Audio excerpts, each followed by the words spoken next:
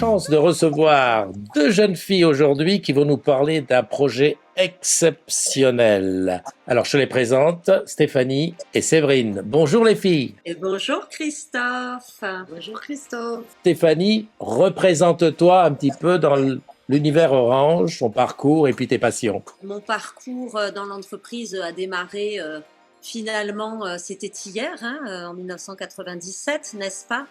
Avec un parcours qui s'est inscrit depuis, pour résumer, dans le commercial. Et responsable de boutique depuis 2017. Voilà, il y a eu plusieurs boutiques à mon effectif. Pour les passions, écoute, j'aime beaucoup tout ce qui est lié au running, donc footing, marche, rando, raquettes. Et puis, je suis une passionnée de danse. Et notamment les danses latines, salsa, bachata, kizomba, que j'ai la chance de pouvoir pratiquer de manière régulière. Et celle qui est à côté de toi, Séverine, qui ne fait pas partie d'Orange, mais qui va quand même nous parler de ses professions et de ses passions. Oui, effectivement, je ne fais pas partie d'Orange. Je suis chef d'entreprise. J'ai un salon depuis 20 ans maintenant dans la coiffure. Je suppose que cette passion qui vous unit aujourd'hui, c'est le rallye.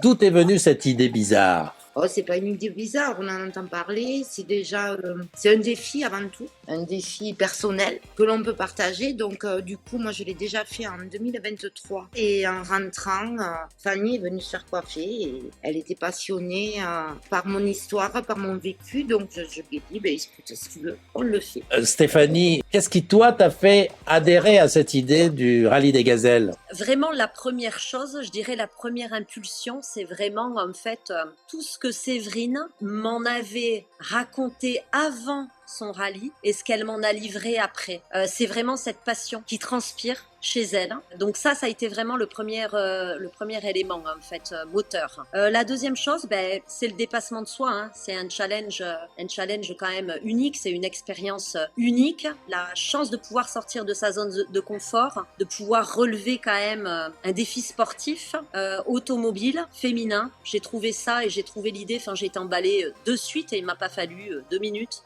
pour lui livrer ma réponse, quoi. Est-ce que vous pouvez nous dire ce que c'est, le rallye des gazelles ? Alors, le rallye des gazelles, c'est déjà une aventure humaine. Nous avons l'association Cœur de Gazelle qui, par la caravane médicale, va soigner tout au long du rallye, c'est-à-dire des 9 jours, tous les villages que nous allons traverser pendant le rallye. Toutes ces personnes vont pouvoir venir pour des soins dentaires, des soins médicaux, à grosse ou petite échelle.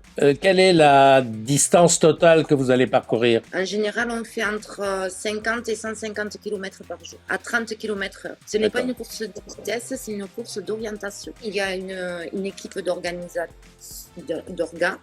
qui nous surveille, qui nous prend en photo, qui nous guide. Il y a les mécanos, il y a un village nomade. Tout un village nomade qui nous suit, qui nous surveille surtout. Voilà, c'est près de quand même 700 personnes dans notre quotidien pour prendre soin de nous et de nos véhicules. Bien évidemment, on voit qu'on est vraiment très bien entouré pour tout ce qui peut être mécanique, donc médical, comme le disait Séverine.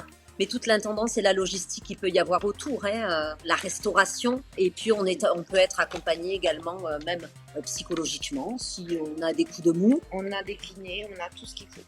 Oui, c'est ça. Et donc, comme je disais tout à l'heure, c'est une course d'orientation. Donc, en fait, on ne sait pas où on part le matin. Il faut faire nos propres traces. On va poser nos points. Donc, je pense que vous pouvez le voir. Et il faut que nous allions récupérer tous nos checkpoints avant la fin de la journée pour ramasser le plus possible de points. Moi, j'ai une question qui me vient tout de suite. Pourquoi deux femmes se lancent dans une aventure comme ça ? Qu'est-ce que vous allez chercher ? C'est vraiment un défi, on relève un défi humain. On part quand même 3 semaines, après 3 semaines et demie, loin de nos proches, famille, amis, enfants. Il n'y a pas de mobile et donc pas de nouvelles pendant la durée du rallye.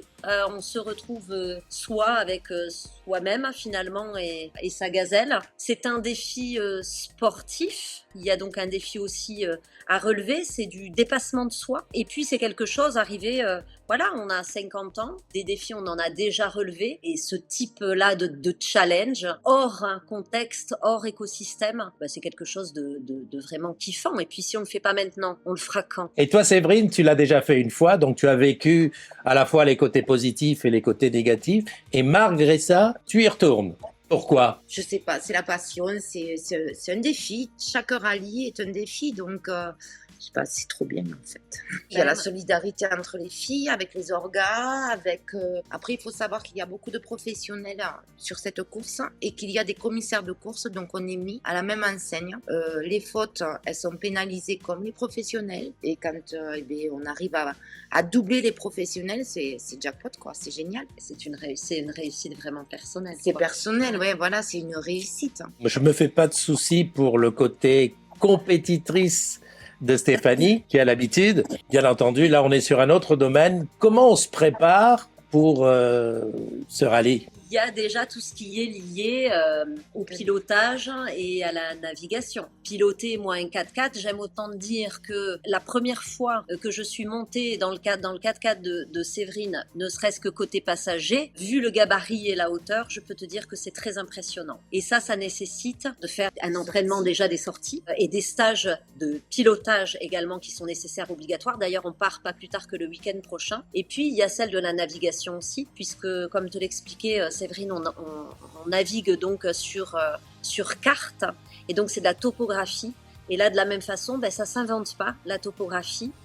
Donc il y a également un stage de navigation que nous allons faire fin janvier sur Avignon. Il y a toute cette préparation aussi liée à un environnement, c'est-à-dire tout ce qui est bivouac. Nous allons quand même assez régulièrement bivouaquer en week-end dans le Gers et accompagner d'autres gazelles, parce que ce qu'il faut savoir, quand Séverine, on parlait d'entraide tout à l'heure, c'est que une gazelle un jour reste une gazelle toujours. Elles sont très très très très très proches.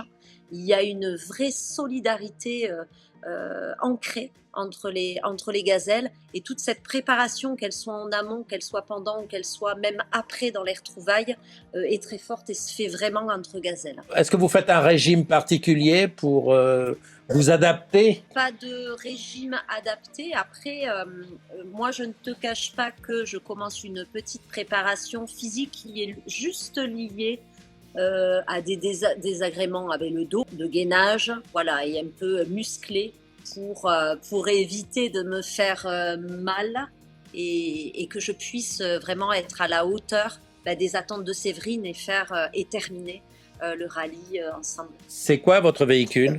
C'est un 4x4, c'est un Patrol GR Turbo qui est équipé et qui a été transformé pour le rallye. Il a déjà fait un Dakar, il a fait un Rose des Sables et il va faire un 3e rallye Aïcha des Gazelles. Le véhicule est préparé, on a des super pneus et on a la caisse de mécanique avec toutes les pièces que l'on pourrait casser pendant le rallye, notamment des cardans, des amortisseurs, une boîte à vitesse.